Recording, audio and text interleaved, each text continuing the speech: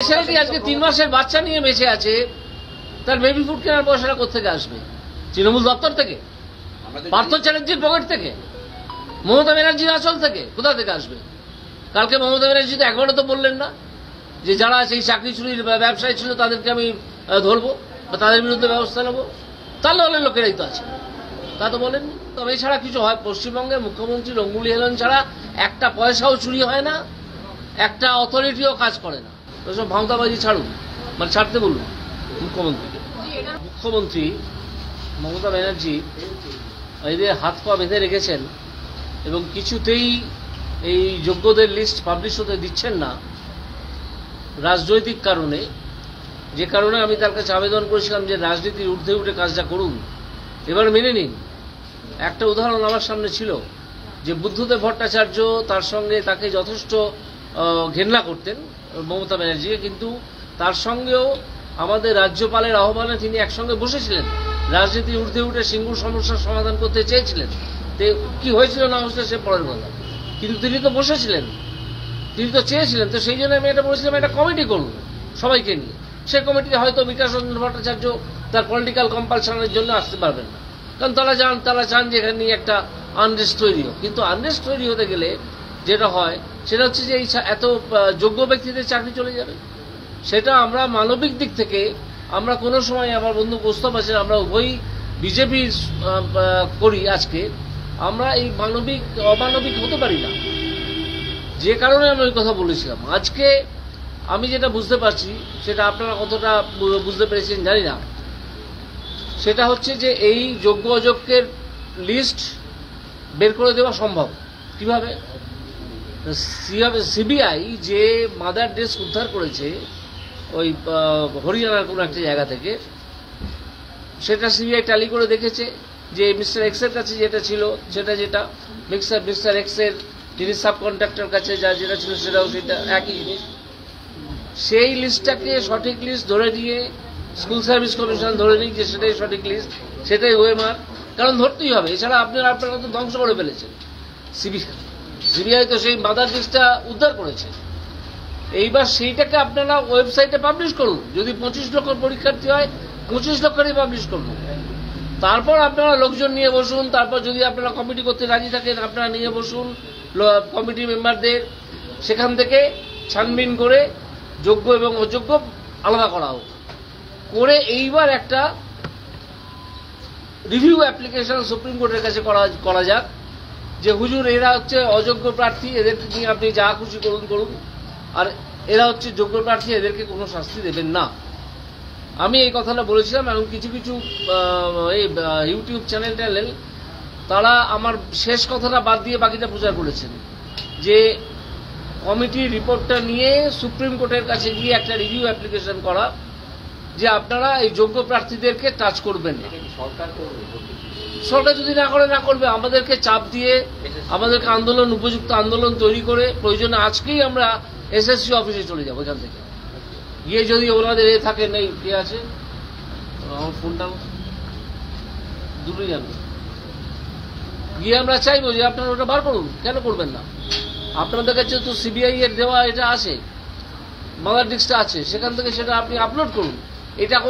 এটা করতে দিচ্ছেন না মমতা ব্যানার্জি, ঠিক আছে? হ্যাঁ, মমতা ব্যানার্জি করতে দিচ্ছেন না। তো এখন রিভিউ অ্যাপ্লিকেশনে এক্স্যাক্টলি কি থাকবে না থাকে সে বিষয়ে আমি কোনো মন্তব্য করতে পারি না।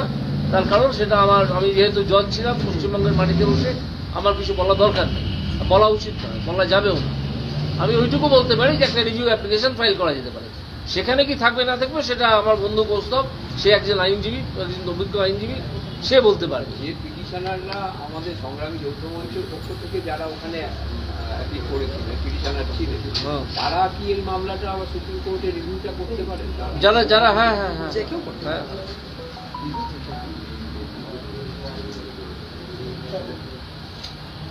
অভিজিৎ বাবু যে কথাটা বারবার করে বলছেন, আমরা সবাই এই কথার সাথে আজকে দাঁড়িয়ে কোনো রাজনীতির কথা না, এখানে এই বিষয়টা অ্যাডভার্সারিয়াল লিটিগেশন হলেও এটার প্রতি কোর্টেরও আমাদের সকলেরই মনে হয় যে একটা সহানুভূতির দৃষ্টিভঙ্গি থাকবে। বারংবার ডিভিশন বেঞ্চ, সুপ্রিম কোর্ট সময় দিয়েছে, তা সত্ত্বেও তালিকা প্রকাশ করেনি। কিন্তু আজকে এমন একটা পরিস্থিতিতে আমরা দাঁড়িয়ে সম্মুখীন হচ্ছি যেখানে এতগুলো মানুষের চোখের জল ঝরছে। অভিজিৎবাবু যে কথা বলছেন সিবিআই এর যে তথ্য তাদের কাছে তো সেই বিষয়টা তো অবশ্যই আছে, এবং আমরা একধাপে গিয়ে এটাও মনে করি মমতা বন্দ্যোপাধ্যায়ের কাছেও এই সমস্ত তথ্য আছে, কিন্তু তিনি সেটাকে প্রকাশ্যে আনছেন না তার রাজনৈতিক কম্পালশনের কারণে। এই সমস্ত কিছুর ঊর্ধ্বে উঠে আমাদের মনে হয় যে এই রিভিউ অ্যাপ্লিকেশনটা যেইভাবে অভিজিৎবাবু যে কথাটা বারবার করে বলছেন, তিনি হাইকোর্টের প্রাক্তন বিচারপতি এবং তিনি যে দৃষ্টিভঙ্গিতে বিষয়টা দেখেছেন কোনো রাজনৈতিক দৃষ্টিভঙ্গিতে নয়। এটা নিয়ে বিভিন্ন দল তারা রাজনীতির এটা দৃষ্টিভঙ্গিতে দেখছে, আমাদের কাছে এটা কোনো রাজনৈতিক দৃষ্টিভঙ্গিই নয়। এখান থেকে আমরা কি লাভ পেলাম, কি ক্ষতি হলো, এই সমস্ত কোনো অঙ্কই আমরা করছি না। আমাদের একটাই চিন্তা, আমাদের মাথায় একটাই অঙ্ক, যারা যোগ্য তারা যেন কোনোভাবে বঞ্চিত না হয়। তাই আবারও বলছি, রাজ্যের মুখ্যমন্ত্রীর উদ্দেশ্যে দম্ভ ছাড়ুন, অভিজিৎ বাবুর প্রস্তাব মানুন, যোগ্যদের পাশে দাঁড়ান, যোগ্যদের চোখের জলের আর কারণ হবেন না। অভিজিৎ বাবুর প্রস্তাব একমাত্র রাস্তা যোগ্যদের বাঁচানোর ক্ষেত্রে।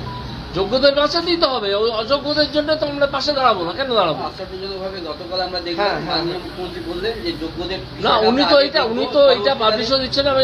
আমি অপেক্ষা করছি কবে ওনার শিক্ষামন্ত্রী, যিনি আদতে একজন বামপন্থী, সিদ্ধার্থ বাবুর মতো একজন সৎ মানুষ যার হাত পা বেঁধে রাখা হয়েছে, তারা কবে বিদ্রোহ করেন।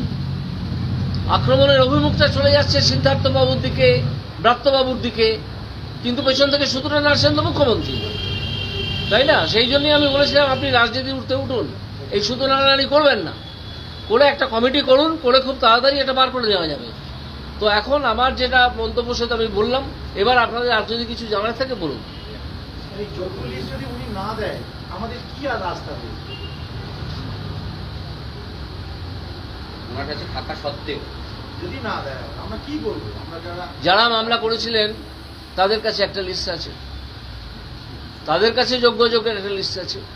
কিছু না হোক, আমি যখন একটা রায় দিয়েছিলাম 6000-এর মতো কত ক্যান্ডিডেটকে, তাদেরকে ধরে এগোনো যায় যে এই কজনকে হাইকোর্টেরই একটি আদালত তারা সে পে করেছিল, হাইকোর্টের একটা আদালত সে এই কজনকে অযোগ্য বলে মনে করেছিল। কোনটা? আমি যে জাজমেন্টগুলো দিয়েছিলাম,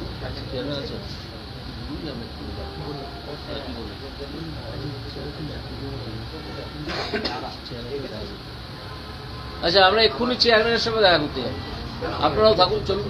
হ্যাঁ, এসএসসি চেয়ারম্যান। আজকে মাননীয় মুখ্যমন্ত্রী বলেছেন যে আপনারা সবাই স্কুলে যান, ভলেন্টিয়ারি কাজ করুন বা স্যালারি স্টপ হবে না, এই একটা আশ্বাস দিয়েছেন। এখানে সুপ্রিম কোর্ট আমাদের সার্ভিসটাকে ক্যান্সেল করেছেন, সেক্ষেত্রে আমাদের করণীয় কি? 1 নম্বর। আর 2 নম্বর হচ্ছে হাইকোর্টের রায়ে কিছু ওএমআর পাবলিশ করেছিলেন যাদের ওএমআর করেছিল তাদেরকে দিয়ে কি কিছু করা যেতে পারে? মানে আমাদের যাদের ওএমআর পাবলিশ হয়েছিল আমরা সেটা আইনি বক্তব্য, আমি জানি কি করা যায়, কিন্তু আমার পক্ষে বলাটা ঠিক হবে, এটা বলবেন আমাদের মিস্টার বাগচি। না, আমি কালকে মুখ্যমন্ত্রীর ওখানটা আমার মনে হয়েছে একটা নতুন ভাঁওতাবাজি চললো, নতুন ভাঁওতা দেওয়া হলো, এছাড়া কিচ্ছু নয়।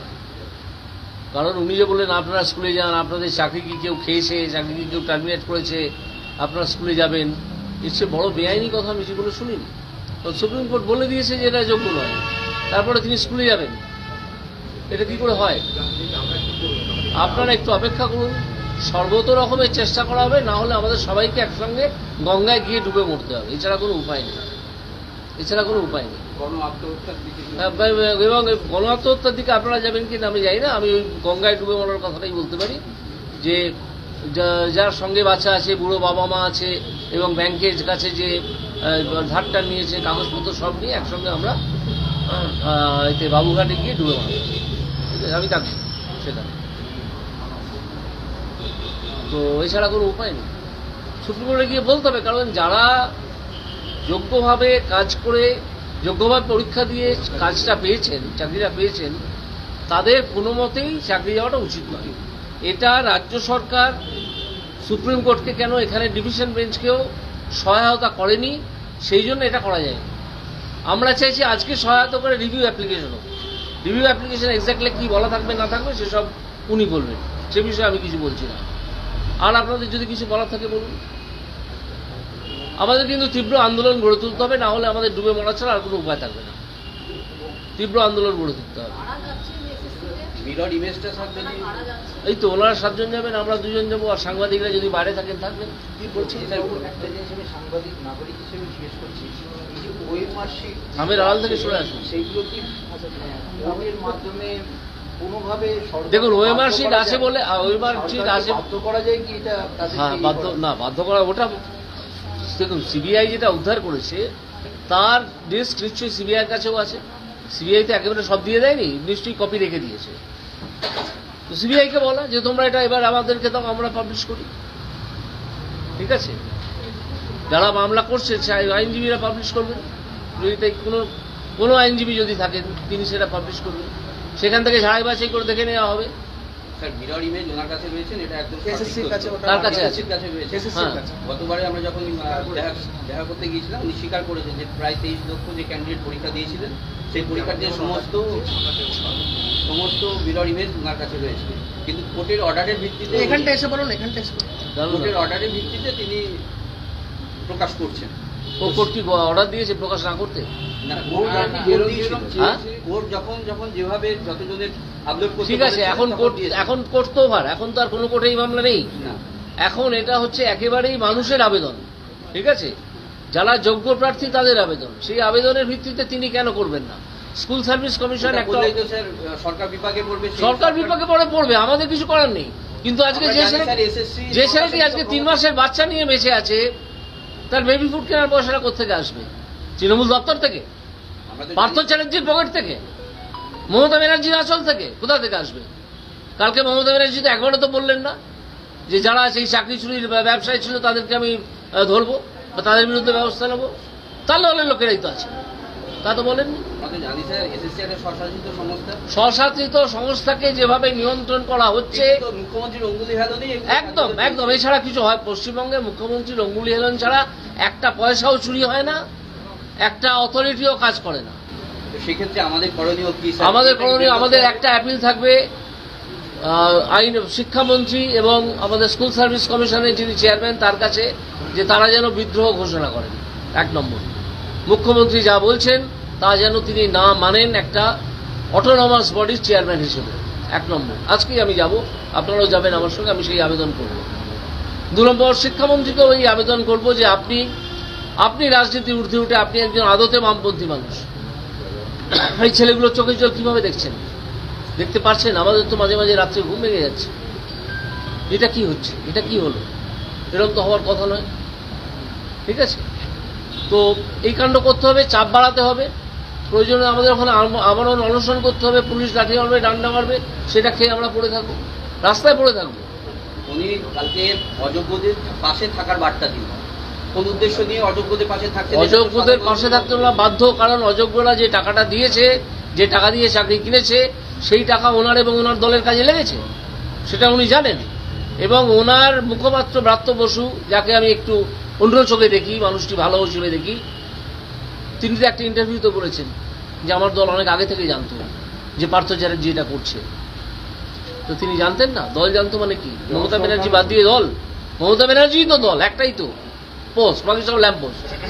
জহরবাবুও তো বলেছেন। সরকারও একই কথা বলেছে। জল সরকার সম্বন্ধে আমি কোনো মন্তব্য করবো না, ওনার সম্বন্ধে আমি কিছু জানি না। কি করলে যোগ্য এবং অযোগ্যদেরকে বাছাই করা? আগে ওই হোল ওয়েমার শিট পাবলিশ করে দিতে হবে 23 লক্ষেরই। তারপর সেখান থেকে আমাদের একটা বিকট পরিশ্রম শুরু হবে। আমি সেই জন্যই কমিটির কথা বলেছিলাম যে আমাদের ওভারসিইংয়ে আমাদের কমিটি ওভারসি করবে যে কে কারা কারা যোগ্যতামান পেরিয়েছে রিটেনে, তারপর তাদের যে একাডেমিক স্কোর আছে তার বাবদে যে মার্কস পাওয়ার কথা সেটা যোগ হবে। হলে যেটা হবে যে যারা যোগ্য প্রার্থী তাদের আবার পরীক্ষায় বসার যে একটা কথা বলেছে সুপ্রিম কোর্ট, সেই জায়গাটা কিন্তু আর থাকবে না। স্যার আমরা সুপ্রিম কোর্ট প্রেস সিলেকশন হ্যাঁ, পরীক্ষা পদ্ধতির ভিতরে আমরা যেতে চাইছি না। পরীক্ষাটা আমাদের কথা হচ্ছে যে অ্যাপিলটা একবার তো তারা পরীক্ষা দিয়ে অভিজিৎ বাবু যে কথাটা বলছেন, আপনি যে কথাটা বলছেন, এসএসসির কাছে সবটা আছে।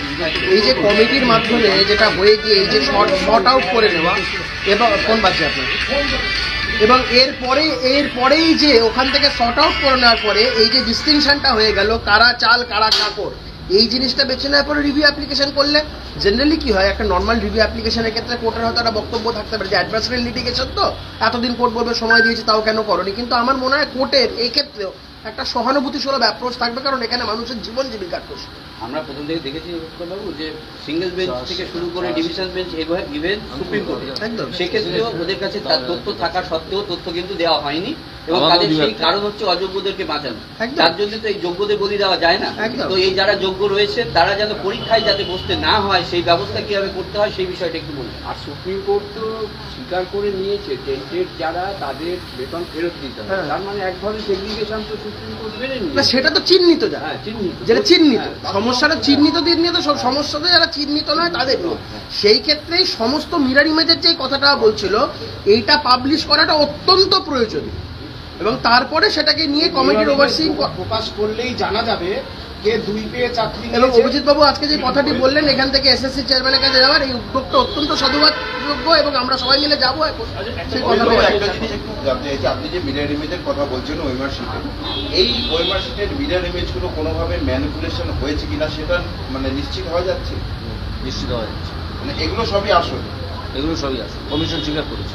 স্যার একটা জিনিস জিজ্ঞেস করছি যে যদি এসএসসি রাজি না, এবার এসএসসি তো মেনে নিয়েছে যে এসএসসি যদি না রাজি হয় তাহলে সিবিআই কে বলতে হবে যে মিরর ইমেজ আপনারা এসএসসি কে জমা দিয়েছেন সেটা আমাদেরকে দিন, বা আপনারা কোনো একটা ওয়েবসাইটে তুলে দিন।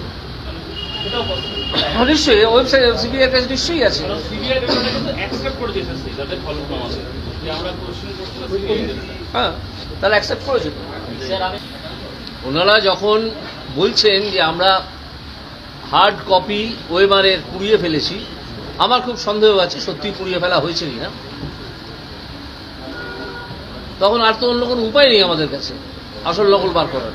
আমার তো আগে এক্সামিনেশন রেজাল্টটা দেখতে হবে, সেখান থেকে বার করতে হবে। 25 লক্ষ হোক 30 লক্ষ হোক, তাহলে একটা মেথড তো আছে ওনাদের, কম্পিউটারাইজ মেথড, যেখান থেকে ওটা ম্যাচ করালে বোঝা যাবে যে কতজন পাস করছে কতজন ফেল করছে, তাই না? 25 লক্ষর মধ্যে এবং কত ভ্যাকেন্সি ডিক্লেয়ার হয়েছিল, সেই ভ্যাকেন্সির 1.10% এতে করা হবে। আলাদা আলাদা নোটিফিকেশন হয়ে এক্সাম হয়েছে। এটা যাই হোক, সেগুলো সব জোগাড় করে রেডি হতে হবে, তাই না? একটা টিম তৈরি করতে হবে। আপনারা তো সবাই শিক্ষিত, আমরা চাই স্যার কোনো আন্দোলনে পরিণত হোক, না হলে উনি মিরর ইমেজগুলো আপলোড করছেন না বা স্বীকার আস্তে আস্তে হবে। কারণ অঙ্গুলি হেলনে স্ফুলিঙ্গ থেকেই অগ্নিশিখা তৈরি হয়, আস্তে আস্তে হবে। একটাই বক্তব্য, যোগ্যদের চাকরি বাঁচাতে হবে। এই যোগ্যদের চাকরি বাঁচানোর ক্ষেত্রে রাজ্যের মুখ্যমন্ত্রী যদি সদর্থক ভূমিকা না পালন করে গণ অভ্যুত্থানের সৃষ্টি হবে, তার জন্য আমরা প্রস্তুত। এবং আপনার আরেকটা অভ্যুত্থানের সৃষ্টি তো হবেই। আপনার কাছে আমাদের প্রার্থনা, যেহেতু আপনি প্রখ্যাত বিচারপতি ছিলেন, তো কিভাবে বাংলার যোগ্য থেকে যোগ্যতম যে শিক্ষক শিক্ষিকা এবং শিক্ষাকর্মী তাদেরকে এই বাঁচানো যায়, তাদের চাকরিটা বাঁচানো যায়, সেজন্যই আমরা। আপনি নিয়েছেন? হ্যাঁ, আপনারা চা নিয়েছেন? চা নিন, চা নিন। তুমি কিছু খাওয়াতে পারছি না, আমি তো চা খাই। অভিভাবক অতিরিক্ত শূন্যপদ নিয়ে যে নির্দেশ দিয়েছেন, আপনি কোন চ্যানেল থেকে এসেছেন? হ্যাঁ বলুন। যে ক্যাবিনেটের যারা সদস্য প্রয়োজনে তাদের হেফাজতে নিয়েও সিবিআই সেটা নিয়ে আজকে আমি কথা বলছি না। এটা আজকে সুপ্রিম কোর্টের রায় হয়েছে, আমি আগে দেখবো কি দেখা হয়েছে তাতে, তারপর। স্যার বলছি যে আপনি যে একটা হ্যাঁ এতে আবার জয় বলা যায় কি? ক্যাবিনেটের মেম্বাররা স্বস্তি পেলেন অনেকটা, সেটা হতে পারে। হ্যাঁ সুপার নিয়ম না না না, আশা হতে হওয়ার কিছু নেই, কারণ চিফ জাস্টিসের বেঞ্চ কেন এটাতে বিচার ব্যবস্থা হস্তক্ষেপ করবে না তার কারণ দেখিয়ে এটাকে খারিজ করেছেন। পুরো আলোটা খারিজ করেছেন বলে আমি শুনিনি, আমি শুধু সিবিআই পার্টটা খারিজ করেছেন বলে শুনেছি। তাহলে বাকি অর্ডারটা রয়ে গেছে, তাহলে হাইকোর্টে পেন্ডিং।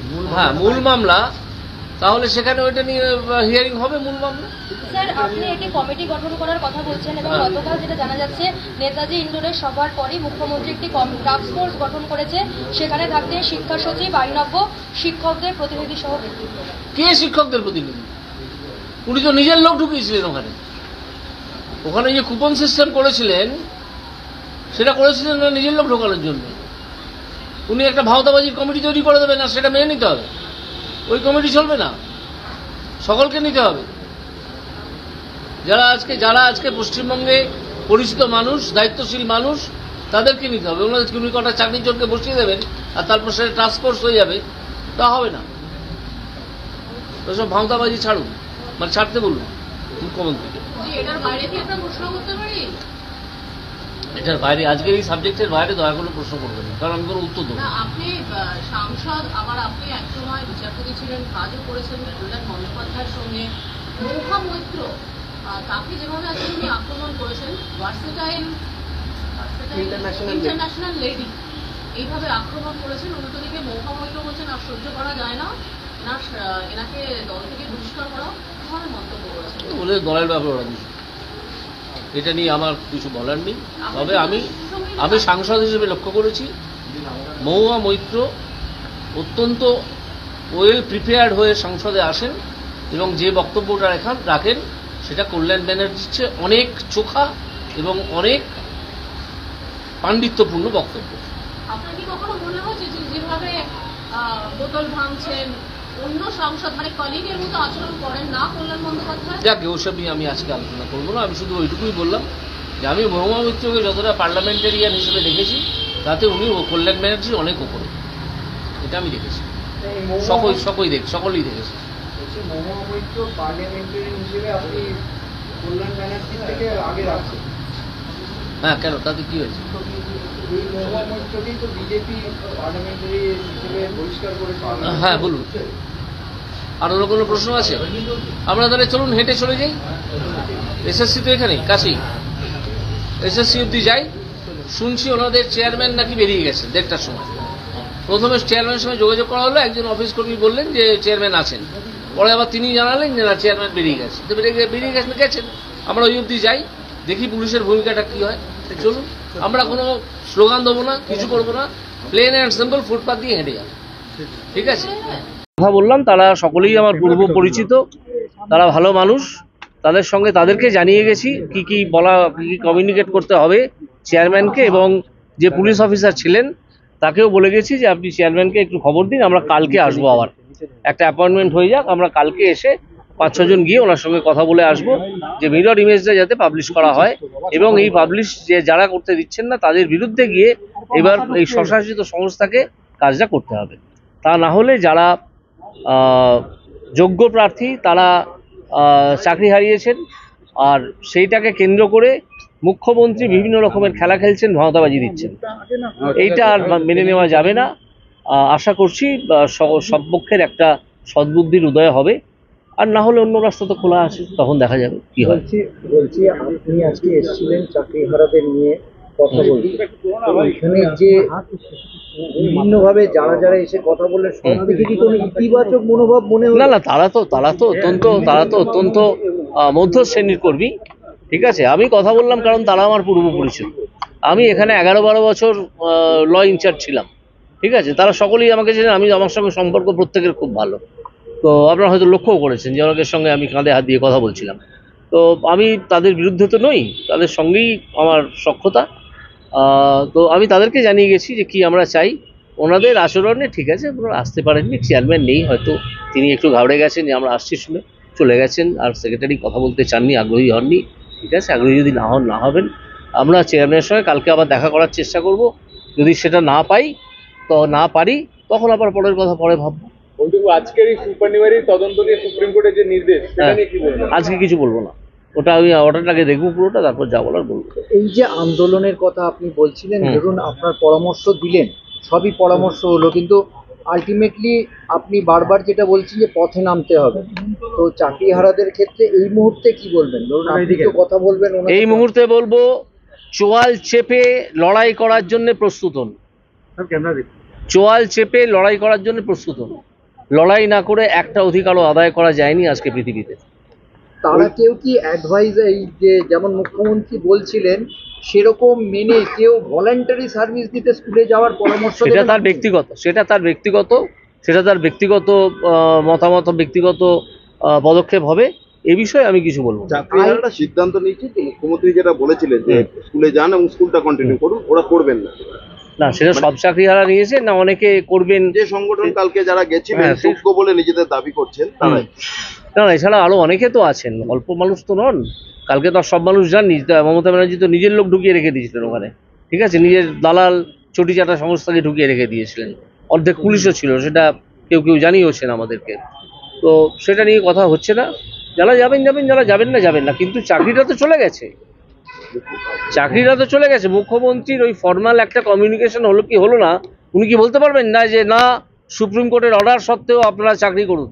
একথা বলতে পারবেন? বলুন না, মুখ্যমন্ত্রীকে বলতে বলুন, যদি বলতে পারেন উনি বলবেন না। আইনের দিকে যদি এনারা স্কুলে যান, মানে সেই ক্ষেত্রে তাদের কোনো সমস্যা ভবিষ্যতে, সেটা আমি এক্ষুনি বলতে পারবো না। সেটা ডিআই যারা ওই স্কুলটার আন্ডারে, যে ডিআই এর আন্ডারে আছে, সেই ডিআই ঠিক করবে। রাজ্য সরকার হয়তো সুপ্রিম কোর্টে গেছে যাতে এদের হয়ে সুপ্রিম কোর্টে একটা আবেদন করেছে, ঠিক আছে, কি করেছে সেটা আমি তো জানি না এখনো, তার পুরোটা দেখতে হবে কি করেছেন না করবেন, তারপরে কথা বলবো, ঠিক আছে। রাজ্য সরকার বিভিন্ন রকমের ভাঁওতা দিয়ে এই আন্দোলনটা যে দানা পাকাচ্ছে, এটাকে ভেঙে দেওয়ার চেষ্টা করছে। সিদ্ধার্থ বাবুর কাছে আপনি যেটা এর আগেও বলছিলেন, আরেকবার যদি বলেন, যে তাকে আপনি ব্যক্তিগতভাবে চেনেন, সৎ মানুষ হিসেবে বলছেন, আপনি যেটা বলছিলেন এর আগে বাড়িতে বাসভবনে যখন কথা হচ্ছিল, যে তার কাছে আপনি আবেদন রাখবেন যাতে সৎভাবে এগিয়ে আসে, সেটা নিশ্চয়ই নিশ্চয়ই সেটা বলছে এই কারণে যে আমি বুঝতে পারছি যে মমতা ব্যানার্জির আদেশেই এই মিরর ইমেজটা প্রকাশ করা হচ্ছে না, অথচ স্কুল সার্ভিস কমিশন ইচ্ছে করলেই প্রকাশ করে দিতে পারে। বিদ্রোহ করতে হবে কোনো কোনো জায়গাতে প্রয়োজন, ঠিক আছে। মমতা ব্যানার্জি তো ইন্দিরা গান্ধী নন, ইন্দিরা গান্ধীর সঙ্গে বিদ্রোহ করে জগজীবন রাম বেরিয়ে এসেছিলেন। মমতা ব্যানার্জি তার নখের যোগ্য নন, তো এইরকম একজন মানুষের সঙ্গে বিদ্রোহ না করার কি আছে? ইতিহাস লিখে ইতিহাসে তার নাম থেকে যাবে। যে ওনার সিবিআই বার করতে পারছে না, সিবিআই তদন্ত করছে। কে বললো বার করতে পারেন? জিজ্ঞাসা করছি, আমাকে কি জিজ্ঞেস, আগে নিজে জানুন যে বার করতে পেরেছে কি পারেননি। আলটপকা প্রশ্ন একটা করবেন না। এসএসসি সার্ভারে যদি কোথাও লুকিয়ে রাখা হয়ে থাকে, সার্ভারে লুকিয়ে রাখা হয়, আমি আপনার এই প্রশ্ন কোনো উত্তরই দেবো না। আগে একটা সঠিক প্রশ্ন করতে শিখুন, তারপর। হ্যাঁ, তো এই হচ্ছে ব্যাপার। মিরর ইমেজ প্রকাশ করলেই কি জটিলতা কাটবে নাকি আরো কোনো বাধা থাকতে পারে? তার সেটা আগে মিরর ইমেজ প্রকাশ হোক, তখনই বুঝতে পারবো। যারা খাতা দেখছেন এই মুহূর্তে, তাদের খাতা তো ফিরিয়ে নেওয়া হচ্ছে না, সেটা যারা খাতা দেখার দায়িত্ব দিয়েছেন তারা বলবেন, আমি বলবো না। সেটা আমি বলবো না। যারা খাতা দেখার দায়িত্ব দিয়েছেন তাদের মাথা ব্যথা, আমার নয়। আমার মাথা ব্যথা একটাই, যারা যোগ্য তারা যেন চাকরিটা পান। অভিজিৎ বাবুর যে আচরণ, অভিজিৎ বাবুর যে আবেদন, সেটা সম্পূর্ণ রাজনীতির ঊর্ধ্বে উঠে, এবং রাজনীতি ঊর্ধ্বে উঠে একটা মানসিকতা নিয়ে শুধুমাত্র যোগ্য চাকরিহারাদের পাশে দাঁড়ানোর উদ্দেশ্যে নিয়ে তিনি রফা সূত্র বাতলেছেন, এবং সেটাকে যাতে এক্সিকিউট করা যায় সেই মর্মেই আজকে এসএসসি ভবনে আসা। এবং এখানে এসে অভিজিৎ বাবু অত্যন্ত ভদ্র মানুষ, উনি হয়তো এই বিষয়টা নিয়ে আপনাদের সামনে বলবেন না, কিন্তু আমি আপনাদের বলছি, যেভাবে একজন অনারেবল এমপি তাকে যেভাবে আচরণ করা হলো, সেক্রেটারি পর্যন্ত এলেন না, ডিপার্টমেন্টের একজন বড়বাবু কথা বলে গেলেন। আমরা এখান থেকে দাঁড়িয়ে বলছি, আমরা কালকে আবার আসবো, এবং লোকাল থানার একজন অফিসার কমিউনিকেট করছে এসএসসির ব্যাপারে। থানার অফিসার কে কমিউনিকেট করার ব্যাপার? লোকাল থানার অফিসার এসএসসির চেয়ারম্যানের দায়িত্ব নিয়েছেন, এটা এসএসসির চেয়ারম্যান বলুক। যেভাবে একজন অনারেবল এমপিকে যেভাবে ব্যবহার করেছেন, সেটা আমার কাছে অত্যন্ত দৃষ্টিকটু লেগেছে। অভিজিৎ বাবু এটা নিয়ে হয়তো কিছু বলবেন না, তিনি অত্যন্ত ভদ্র মানুষ। সেক্রেটারি এখানে থাকা সত্ত্বেও সেক্রেটারি দেখা করেননি, তাদের অফিসের একজন স্টাফ বলল তিনি নাকি ইন্টারেস্টেড নন। আমি কোট আনকোট বলছি, তাদেরই অফিসের যে বড়বাবু তিনি বললেন সেক্রেটারি নাকি ইন্টারেস্টেড নন। একজন অনারেবল এমপি, পশ্চিমবঙ্গের একজন মানুষের ভোটে নির্বাচিত সাংসদ, এই যাদের চাকরি হারিয়েছে তাদের হয়ে কথা বলতে এসছে, কোনো রাজনীতির কথা বলতে আসেনি। এসএসসি স্বশাসিত এসএসসির চেয়ারম্যান নেই, সেক্রেটারি নাকি ইন্টারেস্টেড নন। এখান থেকেই যে সরকারের মানসিকতা তার পরিচয় পাওয়া যায়। আমরা আজকে বলে গেছি, এবং সব থেকে আশ্চর্যজনক ব্যাপার, কমিউনিকেট করছে কি লোকাল থানার অফিসার। এখানেও পুলিশ তন্ত্র চলছে। তো আমরা বলছি অভিজিৎবাবু বাদবাকি কথাগুলো বলবে, কিন্তু আমরা আবার আসবো, আমরা আবার দেখা করার চেষ্টা করব, কারণ আমাদের এখানে সংঘাত করা উদ্দেশ্য নয়, আমরা একটা সমাধান সূত্র খুঁজছি। সংঘাত যখন করতে নামবো তখন এত কাউকে কোনো প্রশ্নের জবাব উত্তর কোনো কিচ্ছু দেবো না, তখন শুধু সংঘাতই করব। কিন্তু যে পরিস্থিতি তারা তৈরি করছে, যে মানসিকতা তারা দেখাচ্ছে, এটা যোগ্য চাকরি প্রার্থীদের পক্ষে খুব একটা ভালো বার্তা যাচ্ছে না। আমি আবারও বলছি, মমতা বন্দ্যোপাধ্যায় দম্ভ ছাড়ুন, রাজনীতির ঊর্ধ্বে উঠুন, অভিজিৎ বাবুর প্রস্তাব মানুন। যেই আচরণ আপনি আজকে দেখালেন আপনাদের স্বশাসিত সংগঠনের সংস্থার মাধ্যমে লোকজনদের দিয়ে, এটা খুব একটা ভালো বার্তা ক্যারি করে না।